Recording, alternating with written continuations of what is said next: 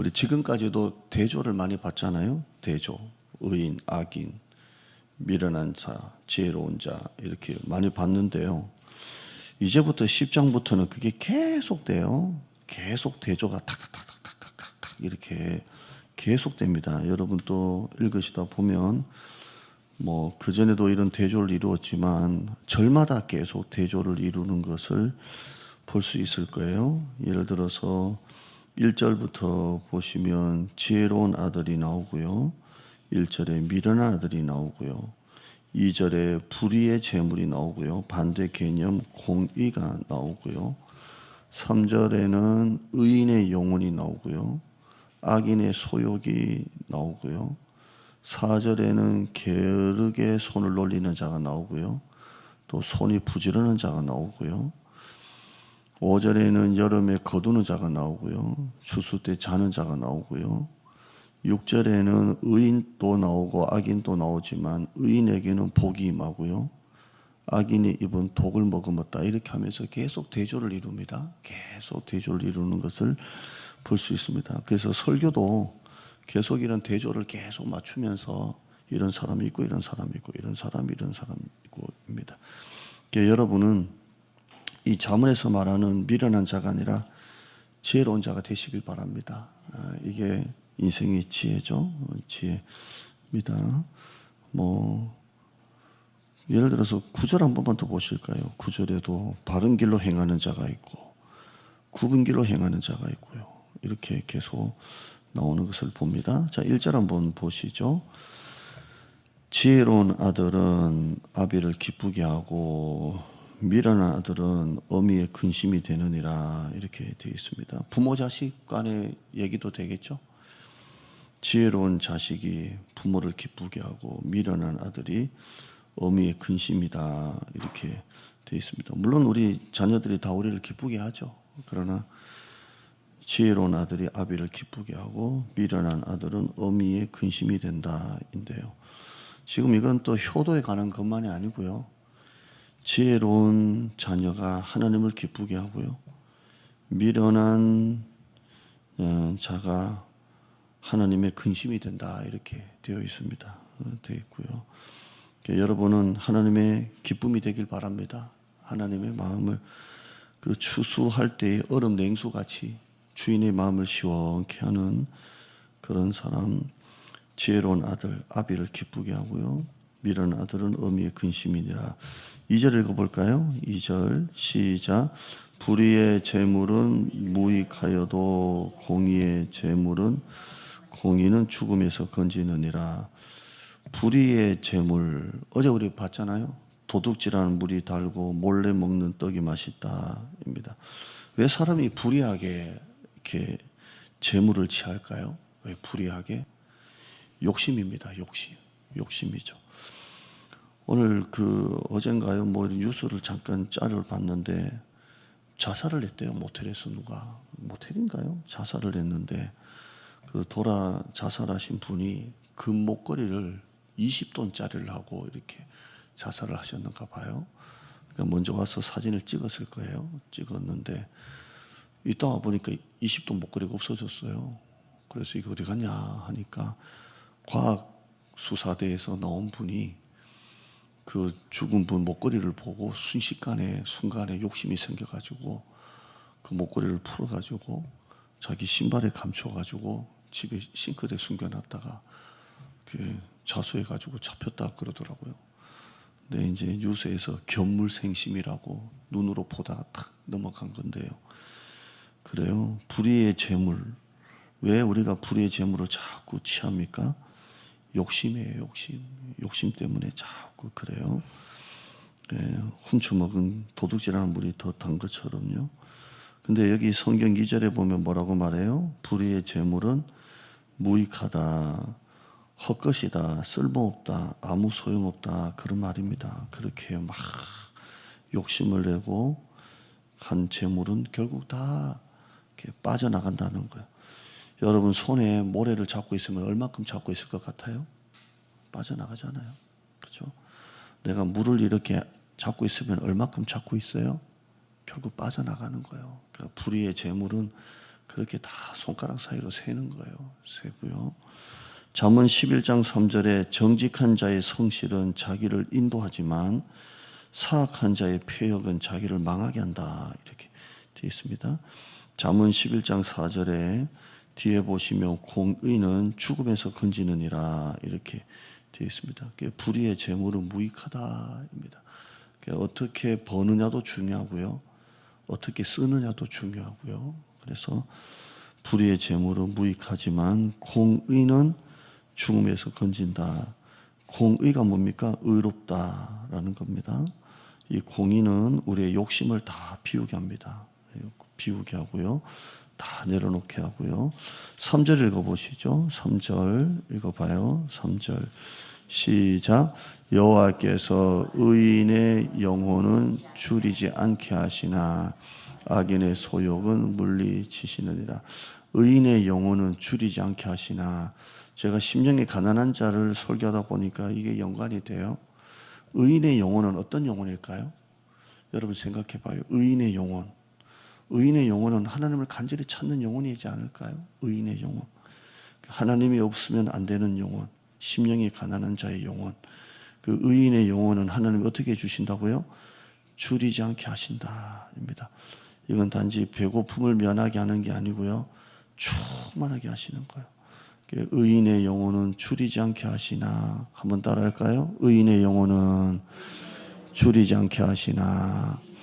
하나님이 하나님을 찾는 영혼은 줄이지 않게 하세요. 오늘 여러분 하나님으로 시원한 만족을 얻으시길 바랍니다. 의인의 영혼은 줄이지 않게 하시나. 자 봐요. 세상을 찾고 세상 것으로 만족하려는 영혼은 줄여요. 계속 욕심은 끝도 없고요. 그러나 하나님을 찾는 의인의 영혼은 어떻게 해요? 하나님이 줄이지 않게 해주신다는 거예요. 결핍이 없게 해주시는 거예요. 결핍이 없도록. 시편 34편 10절에 젊은 사자는 궁핍하여 줄일지라도 여호와를 찾는 자는 모든 좋은 것에 부족함이 없으리로다 되어 있습니다. 하나님을 찾는 자는 모든 좋은 것에 부족함이 없으리로다입니다. 여러분에게 하나님이 줄이지 않게 해주실 줄 믿습니다.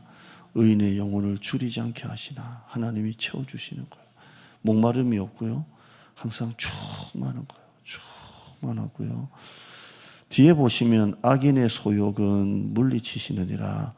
물리친다 이 말은 원어로 보면요. 같은 의미 같지만 쫓아내신다입니다. 하나님이 악인의 그 소욕과 그 욕심은 하나님이 쫓아내신다는 거예요.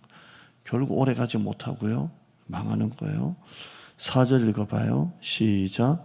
손을 게으르게 놀리는 자는 가난하게 되고 손이 부지런한 자는 부하게 되느니라. 아멘. 손이 게으른 자는 가난하게 되고요.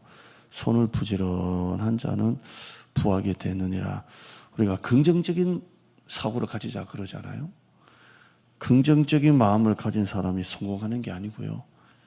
부지런한 사람이 성공하는 거예요. 손을 게으르게 놀리는 자는 가난하게 되고요. 손이 부지런한 자는 부하게 되느니라. 영적인 게으름도 마찬가지예요. 영적으로 부지런한 자가 영적으로 부하게 돼요. 여러분이 영적으로 부지런한 자 되시길 바랍니다. 부지런한 자는 부하게 되느니라입니다. 어제 아주 오래된 동기하고 이렇게 통화를 했는데요. 어떻게 지내냐? 그래서 나 이렇게 살고 있다. 목포까지 간 거 아는데 그 다음은 이렇게 되고 있다. 이렇게 하니까요. 그 친구한테 나온 얘기가 뭐냐면 네가 맨날 부지런히 돌아다니니까 그런 것 같다 그러는데요. 부지런히 다녀서 되는 게 아니고요. 부지런히 기도하니까 되는 거예요. 진짜예요. 목회를 해보면 10년만 딱 목회해보면 사람의 결과가 나오잖아요.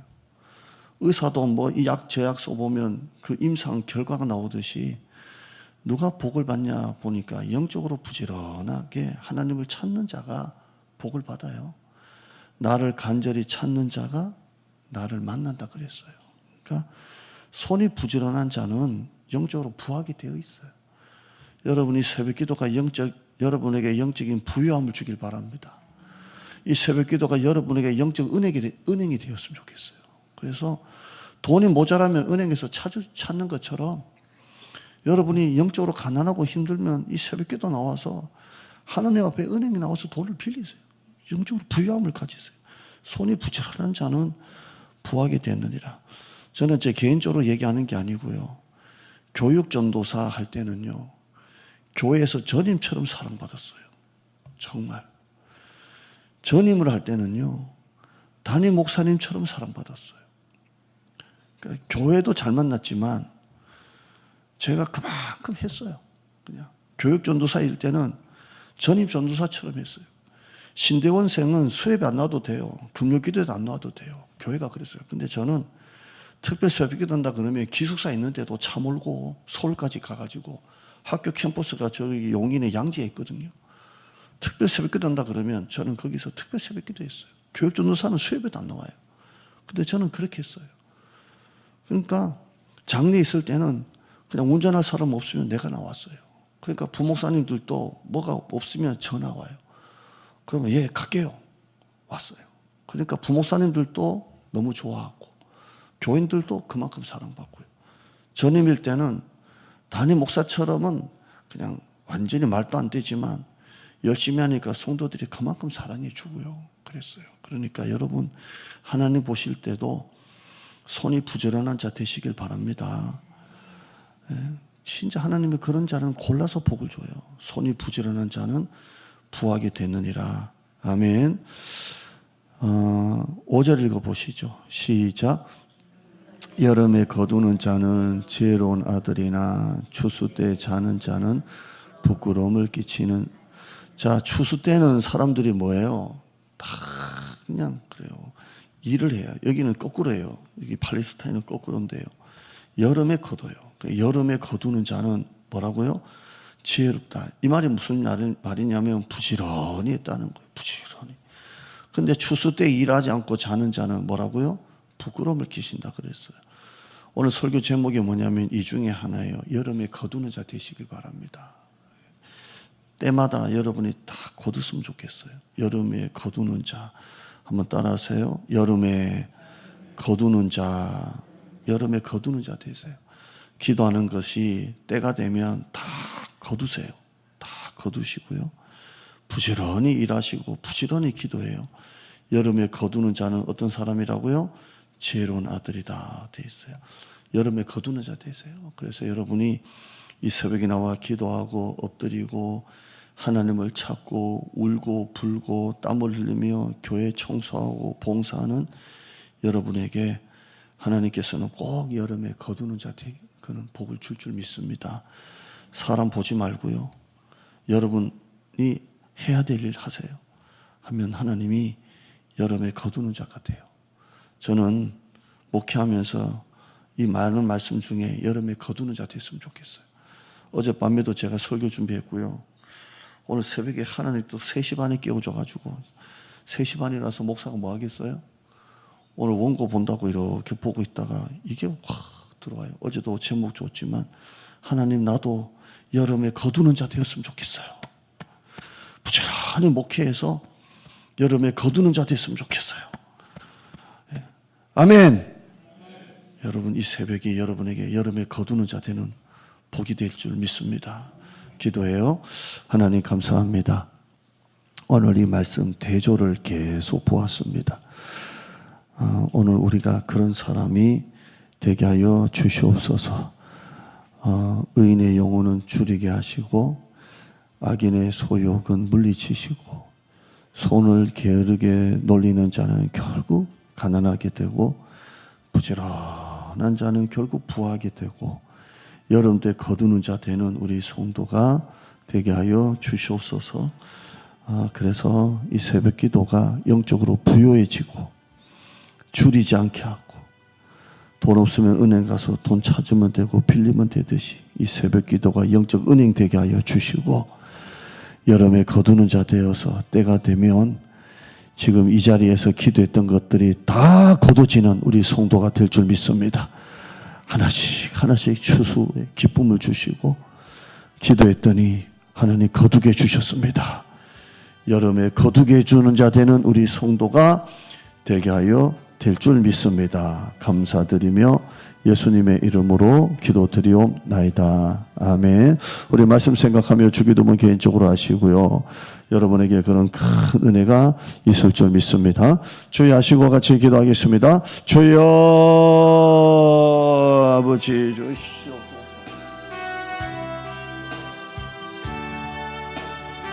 하나님이 여러분과 함께 하십니다.